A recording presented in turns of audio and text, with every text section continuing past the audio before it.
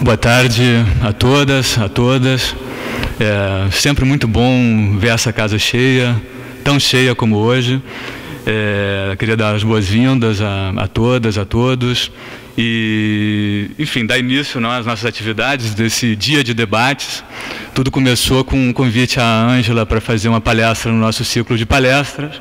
E a coisa foi crescendo, de repente a gente falou, por que não fazer um pequeno debate, um pequeno colóquio, seminário, o nome pouco importa, para, aproveitando o momento simbólico dos 2 anos das mobilizações de junho, fazer uma discussão um pouco mais sistemática, um pouco mais aprofundada sobre os significados, os impactos dessas mobilizações. Então, esse encontro de hoje, ele se situa nesse momento simbólico, num duplo momento simbólico. Por um lado, esse simbolismo dos 2 anos das manifestações, de fato, 2 anos atrás, exatamente 2 anos atrás, nesse mesmo momento, estávamos todos ainda bastante perplexos, tentando nos situar, entender o que eram aquelas mobilizações, o que eram as manifestações, do que comumente veio a ser denominado Jornadas de Junho, mas 2 anos depois, em alguns casos continuamos ainda sem saber o que são essas mobilizações. O fato é que, depois desse tempo, ou ao menos nesses 2 anos, algumas pesquisas empíricas mais sistemáticas começaram a ser feitas, alguns desdobramentos políticos, desenrolamentos também da própria conjuntura política foram desvelando alguns sentidos do que era junho, e me parece importante aqui ressaltar então que é fundamental, e essa era um pouco a leitura que fazíamos ao convocar esse debate hoje, fundamental entender junho não como um evento de protesto, mas como um processo que se abriu mediaticamente, politicamente, com a explosão das mobilizações de junho, mas que não se resumem a um ciclo intenso de protestos que aconteceu ao longo do mês de junho. Ou seja, junho nem começou em junho, nem acabou em junho, há muitos desdobramentos ainda possíveis dessas mobilizações, para pensar, por exemplo, a reconfiguração da militância, a reconfiguração do ativismo contemporâneo, essa polarização societária que vivemos no Brasil, entre esquerdas e direitas, pensar também como desdobramento disso, a própria reconfiguração da esquerda no Brasil, Então, há muitos elementos e impactos não só político-institucionais e político-eleitorais, como muitos tentaram enfatizar, mas também impactos culturais, dentro de uma ótica, de uma gramática de mobilização que emerge desde então, de formas de militância também, me parece, não novas no sentido de trazer sempre essa discussão da novidade, do velho versus o novo, mas que, de alguma maneira, geram algumas narrativas que não tínhamos nas ruas brasileiras e no espaço público em termos de conflito antes de junho, dessa maneira tão acentuada.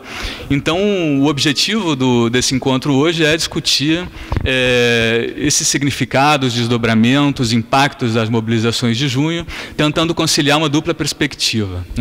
Primeiro, uma perspectiva de análises empíricas, sobre essas manifestações, ou seja, pessoas, grupos de pesquisas, não só no Rio, também em São Paulo, em Vitória, em Goiânia, em Belo Horizonte e outros lugares do Brasil, que têm seguido de perto as mobilizações, participado delas, mas também feito pesquisa sistemática, empírica, sobre esse ciclo recente de protestos no Brasil.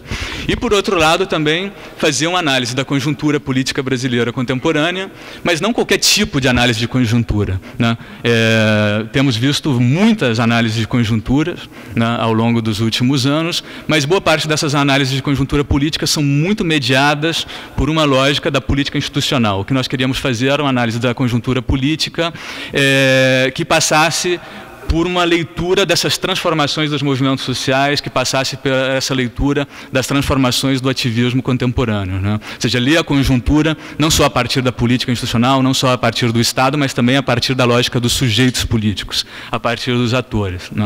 Então, esse duplo objetivo, ele se reflete na composição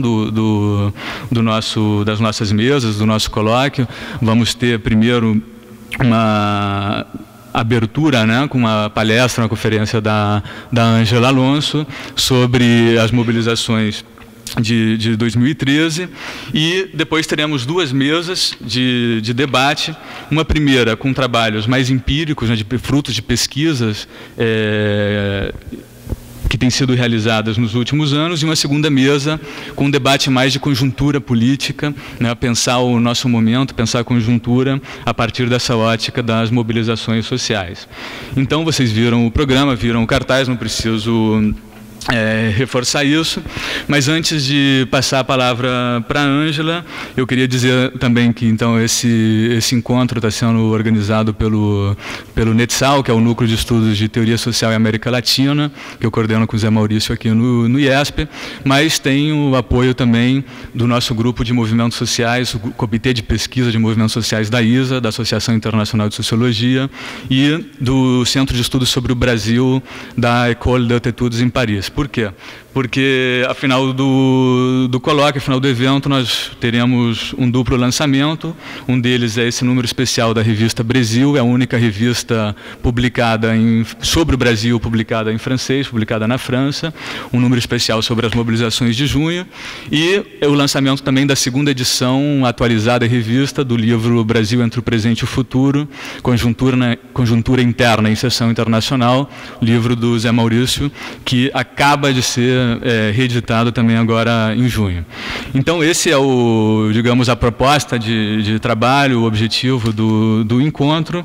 Queríamos contactar com o Geoffrey Players, que organizou comigo esse número dessa revista na França, que é o atual presidente desse Comitê de Pesquisa de Movimentos Sociais da ISA, colega, amigo, companheiro, esteve aqui no IESP várias vezes, a maioria já o conhecem, mas os problemas técnicos parecem estar impedindo essa conexão. O Geoffrey ia estar aqui, a priori, no Rio, acabou não conseguindo chegar, queríamos fazer uma conexão, mas não podemos esperar eternamente.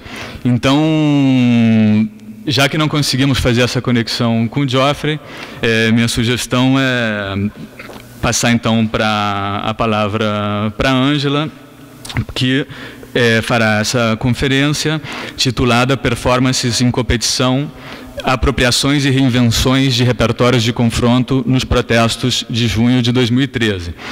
Essa palestra, a conferência, ela é fruto de uma pesquisa que a Ângela tem desenvolvido na USP, no SEBRAP. Acho que não é preciso apresentar muito a Ângela, a maioria de vocês conhecem a Ângela, é professora do Departamento de Sociologia da USP, onde ela coordena o Laboratório de Pesquisa Social.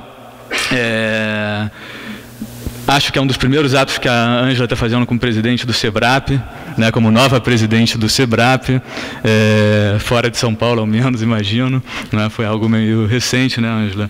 E a pesquisa da Ângela tem uma interface interessante, pouco habitual no Brasil, entre cultura, ação política, entre movimentos sociais e movimentos intelectuais, e uma dos grandes trabalhos da Ângela tem sido, ou foi, tratar o abolicionismo como um movimento social. Isso implica pensar os movimentos sociais dentro de uma discussão da sociologia política, da sociologia histórica, algo raro no Brasil, e o livro Ideias em Movimentos, que também acaba de ser publicado e traduzido ao francês, não foi?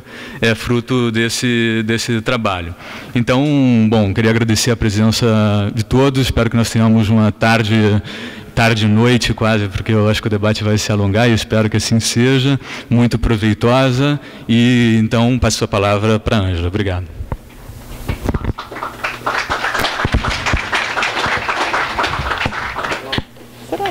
Será que dá para pôr o computador aqui? Não. Bom, obrigada, Breno. Eu estou muito contente com o convite, com a possibilidade de estar aqui nessa casa, uma honra, e inclusive contando aqui, né, no gargarejo com amigos queridos. O que eu vou contar para vocês aqui hoje é parte de uma pesquisa em andamento que a gente está desenvolvendo no SEBRAP, é um grupo, na verdade, grande de pesquisa, são 12 pesquisadores, sob minha coordenação. E como o Breno disse, o século XXI não é o meu século preferido é o XIX.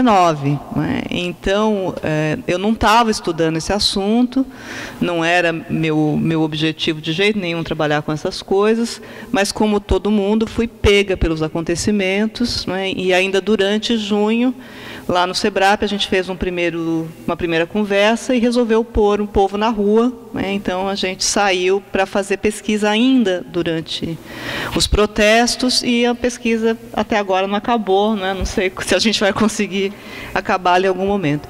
Então o que eu vou contar para vocês é um pouco em que pé está a carruagem agora, né? Como é que a gente está 2 junhos depois. Vou pedir para o Zé ir trocando para mim. Você consegue, Zé? Pode pôr o...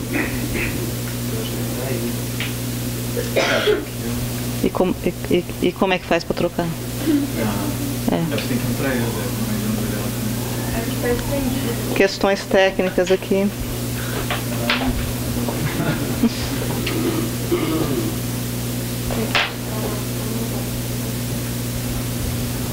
Aí. Você pode... Obrigada. Bom, todo mundo sabe que em junho de 2013 a gente teve uma grande mobilização, né? A gente já tinha tido no Brasil 2 outras, mais ou menos parecidas, que aconteceram para os mais velhos aqui presencialmente, inclusive, né, que foram as diretas já e a campanha do impeachment contra o Collor. A diferença dessas 2 com junho é que, enquanto as diretas já e fora Collor tinham uma meta muito clara, né, os protestos tinham um foco, em junho isso não apareceu, né? Em junho não houve uma pauta unificadora, pareceu inicialmente que era o transporte, mas depois isso foi se diluindo. E quando os protestos explodiram, vocês se lembram, todos nós nos aturdimos, né? Todos nós, os analistas, mas também os políticos, os jornalistas, né? De modo geral, o próprio governo se aturdiu. Então houve aí um efeito de surpresa, né? E todo mundo começou ali prontamente, né? Como eu disse, nós mesmo começamos a pesquisa em junho, e vários de nós escreveram coisas naquele momento, artigos de jornal, né? Todo mundo tentando responder aquela pergunta trivial, aparentemente trivial, do Goffman: o que está acontecendo? Aí a gente viu, eu não vou resenhar aqui para vocês, mas cientistas sociais de diferentes especialidades, de diferentes correntes teóricas, que saíram a campo lançando hipóteses, lançando, às vezes, explicações até de certa envergadura para o que estava acontecendo. Esse ímpeto explicativo se exprimiu numa variedade de termos para designar o que estava acontecendo, né? Então, se a gente for olhar assim, para os textos que saíram na hora, que vem saindo até agora, tem protesto, revolta, rebelião, movimento social, baderna, jornadas, né? Termos que podem ser mais ou menos agrupados no que apareceu como um bordão naquela hora, que era a voz das ruas. Essa variedade de nomes assim aponta, eu acho, uma dificuldade dupla, né? Uma dificuldade que diz respeito à própria explicação, uma dificuldade de explicar o que aconteceu, mas também aponta para uma disputa simbólica, né, em torno da interpretação do que foram os protestos, porque cada um desses nomes, na verdade, embute uma maneira de definir o fenômeno e de explicá-lo. 2 junhos depois, esse problema não desapareceu, né? Vocês podem ver o título da minha apresentação aqui hoje, né? Estava reparando, o título da minha apresentação fala em protestos, mas o título que, suponho, o Breno deu ao evento, fala em jornadas. São 2 termos diferentes para designar o que estava acontecendo, né? Então, acho que aquela pergunta do Goffman, o que estava acontecendo, segue ainda sem uma resposta, né, cabal. Então, para falar do que aconteceu ou do que ainda está acontecendo, eu acho que a primeira coisa que a gente precisa fazer é decidir por uma definição, né, a partir da qual seja possível um pouco mapear, né, os acontecimentos. Esse problema de definição é um problema, na verdade, crônico na literatura de movimentos sociais. Movimentos sociais é um fenômeno muito fugidio, muito difícil de agarrar. E as diferentes interpretações que foram aparecendo ao longo do tempo, né, a teoria dos novos movimentos sociais fez muito sucesso aqui entre nós, por exemplo, Cada uma das teorias define o fenômeno de uma maneira. A teoria dos novos movimentos sociais olha para o fenômeno do ponto de vista dos atores. Como é que os atores portadores de pautas normalmente emancipatórias, como é que eles constroem os seus projetos, como é que eles expressam certos valores na política. Já a teoria de mobilização de recursos, que é uma que já está meio aposentada, assim, uma teoria americana, ela olha para os movimentos como grupos de interesse e, mais recentemente, uma outra corrente teórica de origem muito diferente, que são as teorias da sociedade civil, também definem empiricamente o fenômeno do mesmo jeito, porque tomam o fenômeno do ponto de vista das associações civis. Então, é uma maneira de definir o fenômeno do ponto de vista organizacional. Então, num a gente tem os valores, os discursos, no outro a gente tem as formas organizacionais, e a terceira perspectiva, que é aquela a qual eu me filio, que é a teoria do confronto político, ela investiga o fenômeno do ponto de vista dos eventos de protesto, das manifestações, supondo que tanto as associações quanto as próprias pautas são fluidas e vão mudando, podem mudar ao longo do processo. Essa perspectiva da teoria do confronto político, mas eu acho que a gente pode dizer que toda a sociologia dos movimentos sociais sofreu aí, nos anos... Eu ainda não cheguei no ponto das lentes multifocais, Então, ou eu uso óculos para ler aqui ou para ver vocês.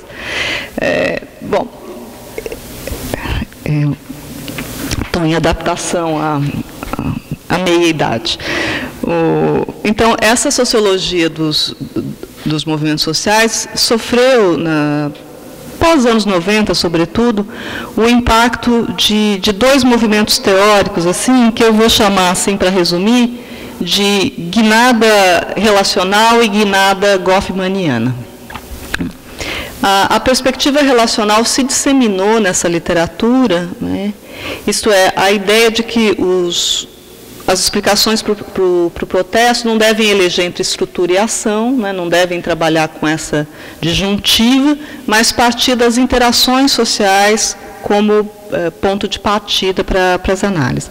Essa ideia achou uma cristalização, uma formulação teórica no Dynamics of Contention, do Tilly, do Terrell e do McAdam, que mais ou menos operacionaliza essa ideia para o estudo das mobilizações políticas. O que eles propõem, então, é que, em vez de estudar os atores, com seus valores, etc., ou as formas organizacionais, que se passe a estudar as interações confrontacionais, contentions, que é uma tradução difícil. Então, desse ângulo, para estudar um movimento social, não se olha para ele como um todo fechado, como um ator avulso, que teria uma identidade pré-definida, com as suas pautas, etc., porque, na verdade, é na interação, no encontro com outros atores, que é também um confronto com outros atores, que essas pautas, as formas de ação, etc., vão se definindo. Nessa perspectiva, então, o fenômeno a estudar não é um movimento, é o processo de interação política durante o próprio ato do protesto. Esse foco na interação remete a essa outra guinada que eu referi na literatura dos movimentos sociais, que é o que eu estou chamando aqui de uma guinada goffmaniana. Isto é, a incorporação da dramaturgia social do Goffman ao estudo das mobilizações. Trata-se aí de ver as interações políticas como um caso das interações sociais, como o Goffman as definiu, isso é, como uma cena social na qual os atores produzem e manipulam interpretações sobre o mundo social, constroem personas e encenam performances. Desse ângulo, trazendo essa perspectiva do Goffman para a sociologia política, os protestos seriam uma cena conflitiva na qual se constroem, se entrecruzam, se confrontam diferentes performances políticas. E funcionaria, então, como um jogo, em que a encenação de certas performances suscita outras em resposta. Então, aí não tem identidades fixas, não tem valores fixos, não tem nada pré-fixado, porque o jogo envolve um confronto e um esforço de identificação e diferenciação dos atores entre si o tempo todo. Isso significa um trabalho contínuo de improvisação dos atores na própria cena, né? Então de criatividade, mas também de cálculo estratégico. Né? E isso vai se expressando empiricamente na eleição de certos símbolos, de certas estéticas e mesmo de certas formas de ação. Então, essa guinada... tá.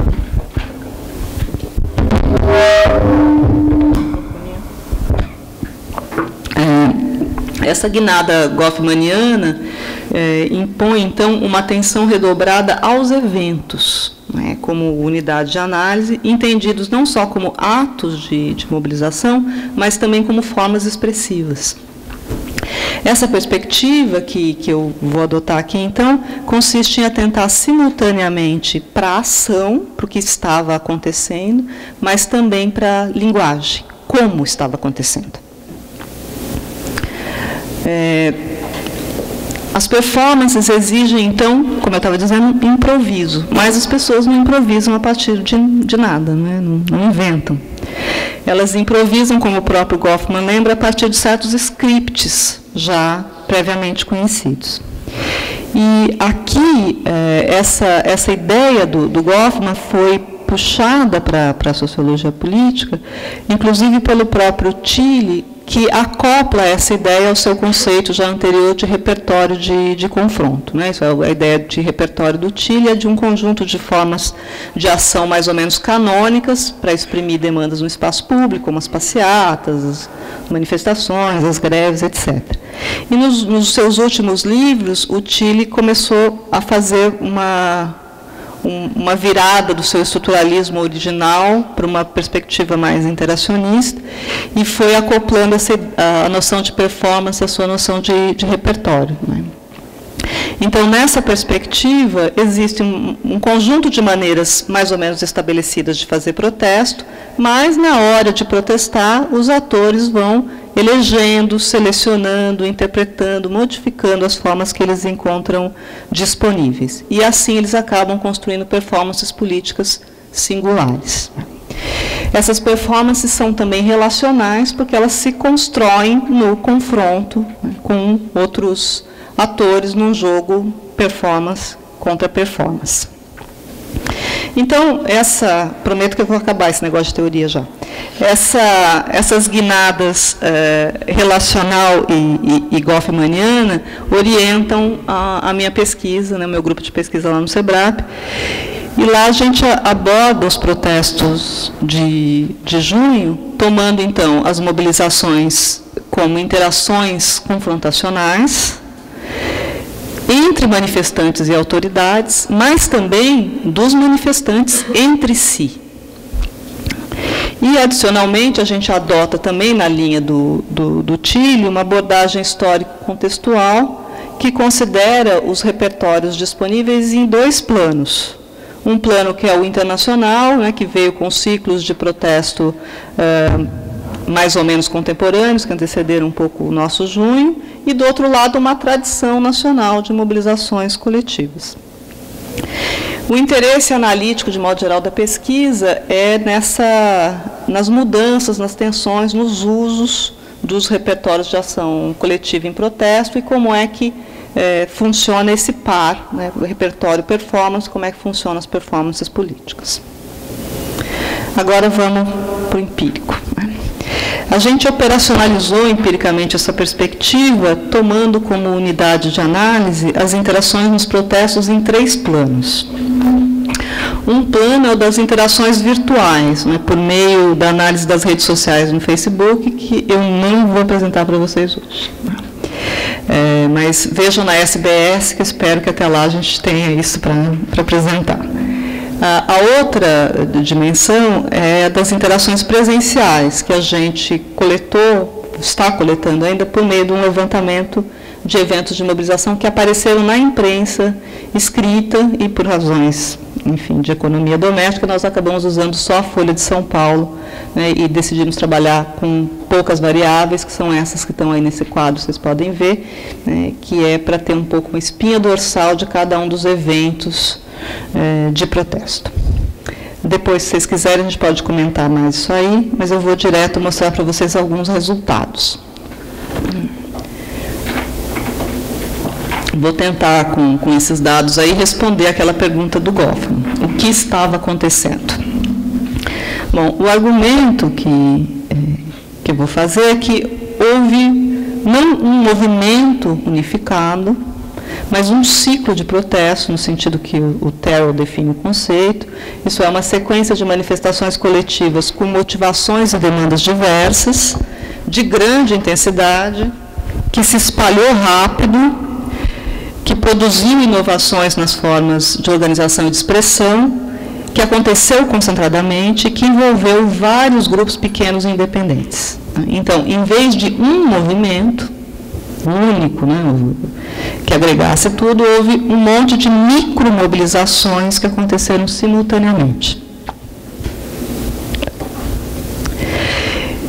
Bom, se é um ciclo de protesto, né, se eu vou definir como um ciclo de protesto, a questão passa a ser entender o que tornou possível a emergência desse ciclo. Então, ainda em acordo com a teoria do confronto político, o que explica a emergência de mobilizações, de modo geral, é o ambiente político. É aí que a gente deve buscar as explicações. Né? Isto é, situações nas quais surgem grandes protestos são aquelas em que há mais incentivos para as pessoas irem para a rua expressar os seus pleitos do que usarem as instituições políticas regulares.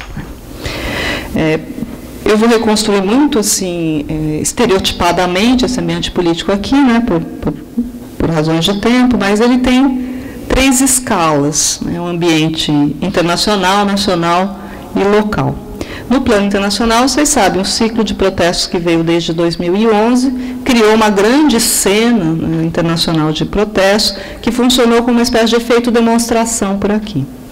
Além disso, a gente tinha 2 mega eventos, né, em vias de acontecer aqui, também de escala internacional, a Copa do Mundo e as Olimpíadas, que geraram obras de grande custo, de grande visibilidade, que criaram um alvo, um foco para os protestos.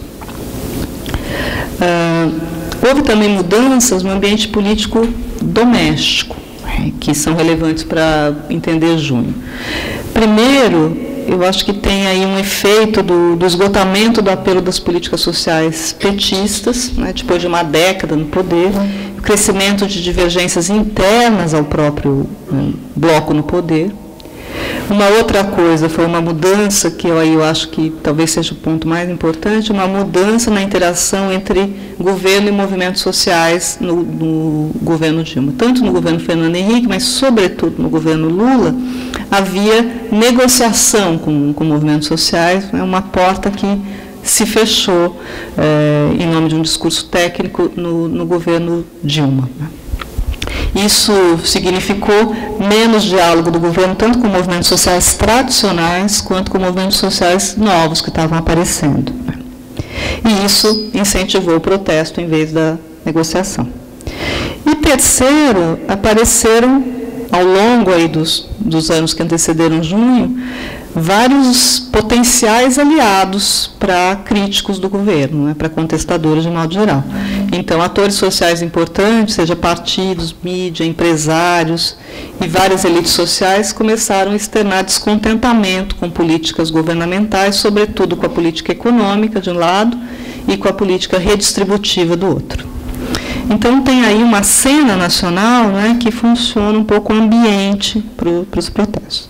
Agora, no nível local, claro que isso teve realidades muito diferentes no país todo, não vou nem me arriscar a falar do Rio no Rio, né, vou falar só de São Paulo. No nível local, lá em São Paulo, eu acho que tem dois fatores que foram importantes, né, são importantes para entender junho. Um é uma mudança na cena cultural que vem acontecendo nos últimos anos.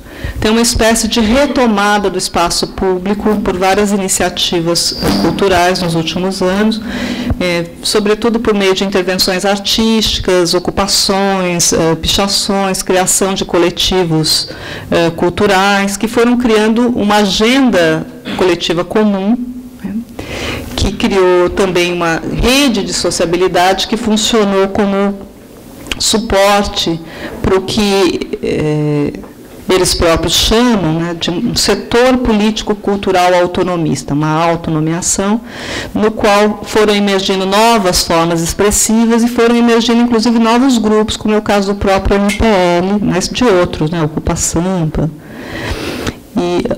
Então, antes do início dos protestos, essa cena cultural vinha produzindo novas linguagens e redes de sociabilidade que deram um insumo tanto para as performances políticas, né, como funcionaram também como uma espécie de base organizacional para os protestos.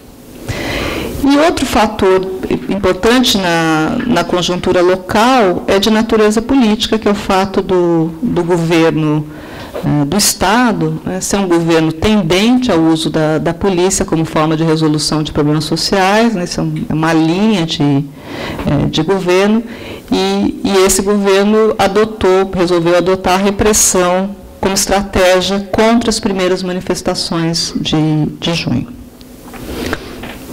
Bom, a repressão, como os estudantes de movimento social sabem, ela pode ter dois efeitos, né, do ponto de vista dos governantes. Ou bem ela dizima, né, o protesto, ou então ela inflama as mobilizações.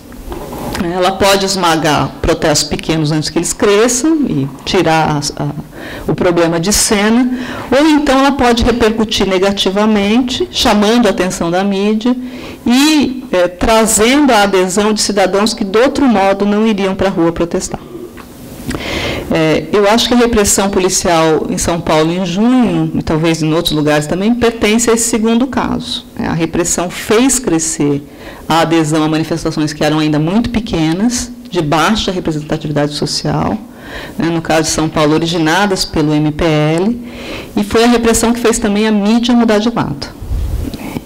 Isso é, a repressão deu as condições para aquilo que o Theo chama de ciclo de protestos. Né? Fez com que uma pequena mobilização mudasse de escala e virasse um protesto massivo.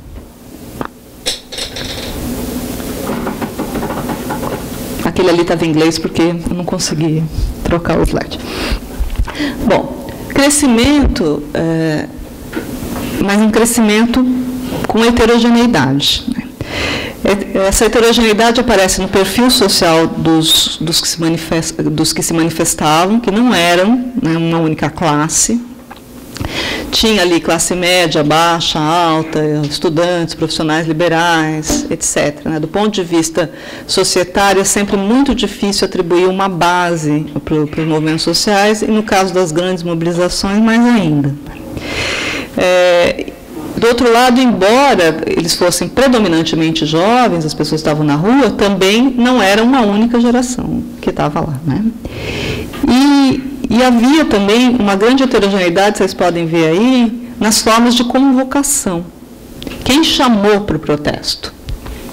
A gente está olhando, isso ainda está em andamento, as páginas que foram chamando para as mobilizações, isso aí é só junho, né? Então as páginas do Facebook, do Passe Livre, do Anônimos, do Ocupar, essas conhecidas, mas nós já identificamos 118 páginas convocatórias. Então, o protesto foi simultâneo, mas ele não foi homogêneo nem coordenado. Essas páginas eram independentes.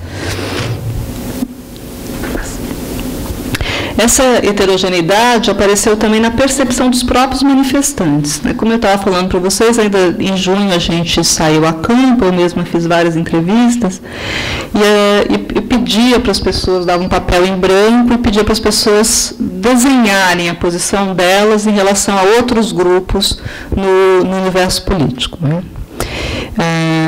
Esse material não é representativo, porque a gente saiu, na verdade, mapeando que naquela hora pareciam ser algumas lideranças, mas o material permite ver essa miríade de pequenos grupos que foram aparecendo em junho. Né? Então, havia grupos novos no ambiente político, como o caso do MAL com L ou do MAL com U, que são os movimentos autonomistas, né? O próprio MPL. Mas havia também, o que parece que no começo, né, ficou um pouco nublado, havia também movimentos tradicionais, o MST, a UNE. E ainda uma outra categoria que agora é óbvia, mas em junho não parecia ser, e que foi mencionada pelos entrevistados, né, com designativos muito vagos. Né? Então, eles se referiam os caras do YouTube, os petralhas, os coxinhas. Foi durante as entrevistas que eu descobri o que significava coxinha, porque eu nem sabia. Né? Então, não tinha uma identidade clara do que fossem os outros, mas existia claramente o lado dos outros. Né? Bom, heterogeneidade, no entanto, não quer dizer caos. Analisando os slogans dos cartazes, o que as pessoas estavam dizendo que queriam, nós agrupamos as demandas em 3 principais eixos de protesto. Um eixo é a própria incitação ao protesto e a reação à violência, sobretudo à repressão estatal. Então, esse vem para a rua, que apareceu fortemente. Mas havia 2 outras pautas mais substanciosas. Uma mais propositiva, que é uma pauta da expansão e melhoria dos serviços públicos e das políticas públicas por garantias de direito, e uma outra pauta mais negativa, de crítica à expansão do Estado, de repúdio aos políticos em geral, vistos, como vocês se lembram, como corruptos. Então, desse ponto de vista, a gente pode pensar uma primeira organização, uma primeira clivagem dos protestos, com grupos mais em prol de um estado do bem-estar social, da sua efetivação, da sua expansão, e, do outro lado, grupos mais em favor de um estado liberal mínimo, né, em que os cidadãos ficassem mais protegidos dos políticos do que protegidos por eles. Essa clivagem de pautas, né, ressurge no estilo das performances políticas que apareceram em junho. Protestar, como eu estava falando mais no começo, é um ato relacional. Os atores vão escolhendo símbolos e maneiras de se exprimir que denotam de que lado eles estão, quem são seus aliados e quem são seus adversários também. E em que repertórios os manifestantes buscaram elementos para construir essas performances políticas, para se identificar e ou se diferenciar dos outros durante o próprio protesto? Bom, um repertório óbvio que todo mundo conhece é o socialista, né, que está disponível aqui na nossa, já enraizado no Brasil há bastante tempo, que tem por referência os movimentos operários e já orientou muitos protestos aqui e fora daqui. Ele reapareceu com seus símbolos vermelhos, suas bandeiras, todas essas características que a gente já conhece bem. Ele apareceu, mas ele não foi nem pioneiro, né, ele foi tardio nas manifestações, e ele foi francamente minoritário. O que mais chamou a atenção em junho foram 2 outros repertórios. Um que a gente estamos chamando, por falta de melhor nome, de patriota, que é o repertório que reinou absoluto agora nas manifestações deste março. É aquele que é uma espécie de nacionalismo já enraizado na tradição política brasileira e que aparece no uso dos símbolos, slogans, cores nacionais. E aparece também na preferência pelo uso de certos espaços políticos canônicos, já usados em manifestações anteriores. Então, em São Paulo, as manifestações com essa predominância apareceram mais na Avenida Paulista, que é um espaço já consolidado de manifestação. Esse repertório patriota foi construído no curso das grandes manifestações anteriores que eu referi no começo, a direta já e o impeachment. Então, é uma tradição política já bem conhecida, né, digamos, é uma espécie de arroz com feijão político que está disponível para todos os cidadãos usarem quando vão protestar. E vocês veem que tem um rebatimento aqui nessas fotos, né, que praticamente elas são intercambiáveis. Bom, a maior novidade de junho, eu acho que foi o 3º repertório que apareceu, que é o repertório autonomista, menos conhecido no Brasil até então, mas que já vinha ganhando atenção nos protestos mundiais anti-globalização desde Seattle, em 99, e daí por diante reapareceu nos movimentos por justiça global. Ele tem raízes anarquistas, mas é um anarquismo, digamos assim, repaginado. Ele consiste numa estética, tem um uso intenso da arte, de símbolos anarquistas, mas também de ações performáticas. É um tipo de protesto um tanto quanto lúdico. Ele tem uma rejeição ao capitalismo, como expressa isso, né, como socialismo, mas ele tem uma rejeição também ao Estado. E ele se baseia em formas descentralizadas de organização, de tomada de deliberação e no uso de formas de ação direta, sobretudo no recurso à resistência violenta, como o uso da tática Black Bloc.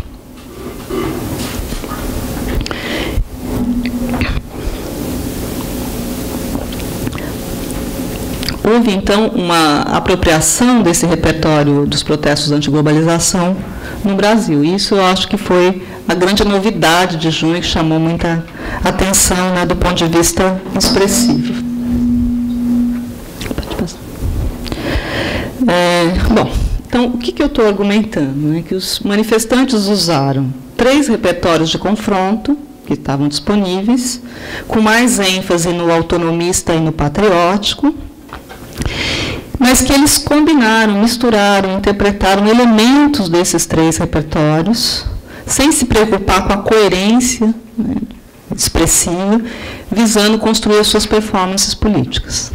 Ao fazerem isso, nesse jogo de diferenciação também entre si mesmos, os manifestantes geraram o que nós estamos chamando de performances políticas híbridas, porque não correspondem exatamente a nenhum dos repertórios, embora tenha dominância de um ou de outro. Então, os repertórios deram subsídio para as performances. E as performances aconteceram em certas arenas ou em campos de ação estratégica, que é um conceito que nós estamos usando aqui também. Nós distinguimos 2 campos conforme convergência de temas dos manifestantes, mas também de símbolos e de formas de ação utilizadas. Então, com base nessas predominâncias, então, como eu disse, não há exclusividade, nós distinguimos num campo performances predominantemente de orientação patriota, então, manifestações de caráter mais individualista, de gente sem ativismo interior, com pouca coordenação e que usou desse repertório já muito conhecido. É o povo que, como eles mesmos disseram, saiu do Facebook. Outro campo de ação estratégica tinha performances de orientação predominantemente autonomista. Então, era aí que apareceram os grupos pequenos, que preparavam mobilizações com antecedência, que usavam métodos de deliberação por consenso. A gente estava até agora no almoço, o Zé Maurício e eu conversando sobre isso, né, sobre os novos signos visuais que são utilizados nesse universo. Então, as formas de deliberação envolvem também um novo gestual, uma nova maneira de fazer política que é não verbal, em parte. Mas são grupos que, embora pareçam assim, recorrer muito ao improviso, na verdade são muito organizados, muito coesos, e o melhor exemplo é o MPL, né, que é um grupo que já existe há bastante tempo. Então, o que nós encontramos aí foram performances políticas híbridas, mas que não eram uniformes, elas se concentravam em 2 grandes campos de ação estratégica. Bom, 2 campos que estavam em tensão entre si. Esse é um ponto importante que parece óbvio agora, mas que apareceu na nossa pesquisa já em junho de 2013. Os campos se dividiam a partir de um centro. E que centro é esse? O governo nacional ocupado por um partido de centro-esquerda, o PT. Naquele mapa cognitivo, lá, quando eu pedia para as pessoas desenharem no papel, elas se colocavam claramente de um lado ou do outro do governo, mais próximos ou mais distantes do governo do PT. Então, a gente tem aí 2 campos, um que se situa tanto do ponto de vista das pautas quanto das formas expressivas mais à direita, e outro mais à esquerda do governo do PT, pensando aqui essa direita e esquerda como posições políticas, mas também como posições espaciais, na própria cena do protesto. Então, para ir acabando aqui o que eu estou querendo dizer para vocês, o que essa pesquisa, que está ainda em andamento, tenta fazer, e a gente está trabalhando com esse universo, mas ainda não tem total certeza, né, dele, nós estamos tentando responder a pergunta inicial, aquela pergunta do Goffman, sobre o que estava acontecendo na cena do protesto. Não é uma pesquisa sobre as causas do protesto, é uma pergunta sobre o protesto em si. A resposta é que, em junho de 2013, o que aconteceu foi um ciclo de protesto, constituído por performances políticas híbridas, construídas a partir de elementos pensados nesses 3 repertórios disponíveis, performances híbridas e em competição. Isto é, os manifestantes se dividiram conforme sua posição em relação ao governo do PT.